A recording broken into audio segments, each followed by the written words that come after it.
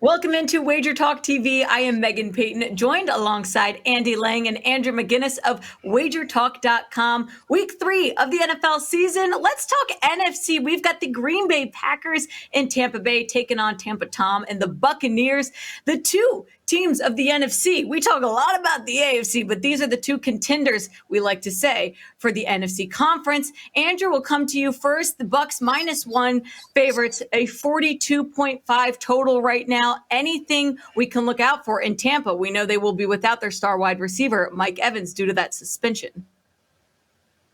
Yeah, that will definitely be a huge problem. And you mentioned, Tampa Tom. Well, unless during those new Wednesdays, personal days for Tom Brady, he's learning how to run the football and be mobile. I feel it's going to be a big problem for him in the pocket right now with their offensive line being a little bit weak, Green Bay having a strong pass rush. I feel like that's going to cause lots of issues there for them. And lots of issues for them, not just with the Mike Evans suspension, but they've got, issues with Chris Godwin, Julio Jones.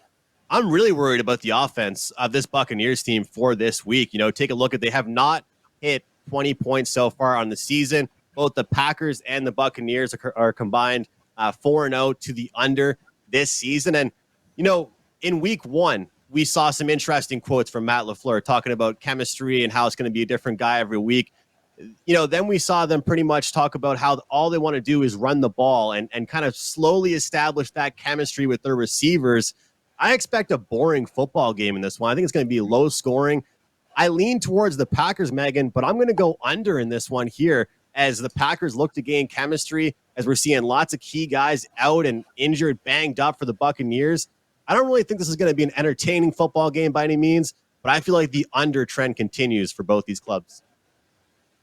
61% of the money on the Buccaneers.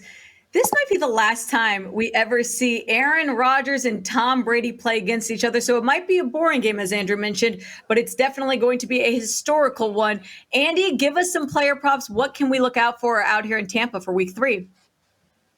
I'm going to continue the under trend and take Tom Brady under 259.5 yards passing. This is the number that I see right now as soon as it was released.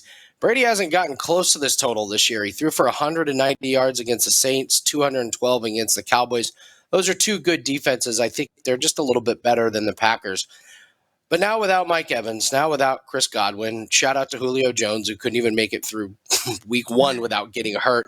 Now they're down to Russell Gage, Brashad Perryman, and Scotty Miller. But don't worry, they signed Cole Beasley this week. It's a terrible wide receiving core, and I expect Leonard Fournette to get a lot of work. The Packers gave up a monster game to Justin Jefferson. Jefferson had 184 yards on 9 targets. But other than that, they've only allowed 93 more yards to Kirk Cousins passing. They only allowed Fields to throw for 70. Obviously, Fields is nowhere near the caliber of Brady.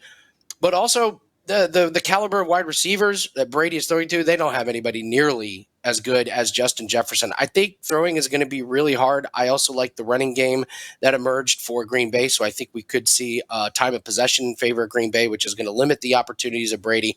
I don't see him getting anywhere near this 259.5 yards passing. I'll take this under easily as my favorite prop in this game. I also have Packers running back A.J. Dillon. I'm starting him in fantasy this week, so that's my little tidbit for Green Bay Packers. More from Andy and Andrew on WagerTalk.com. You can also find them on Twitter. Andy's at Bump Sports and Andrew at McGlinnis Picks.